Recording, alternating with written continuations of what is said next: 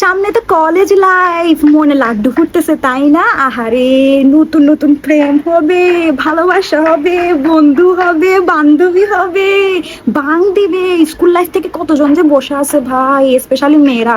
দোস্ত, আমরা যখন ইয়াতে কলেজ লাইফ উঠবো তখন এদিকে যাবো ওইদিকে যাবো, এ বাং দিব ওই বাং দিব, একটা ক্লাসও করবো না, ঘুরবো ফিরবো খাবো দাবো, লাইফ মানে জিঙ্গালালা কুফু উফু হয়ে যাবে গা। আরে ভাই দাঁড়াও দাঁড়াও একটু দাঁড়াও, একটা সত্যি কথা বলি, ইন্টার ফার্স্ট ইয়ার থেকে যারা পড়ালেখা না করে এই ধরনের কাজগুলো করে তাদের রেজাল্ট কোনোদিনও ভালো হয় না, সে কোনোদিনও ইন্টার পাস করতে পারে না।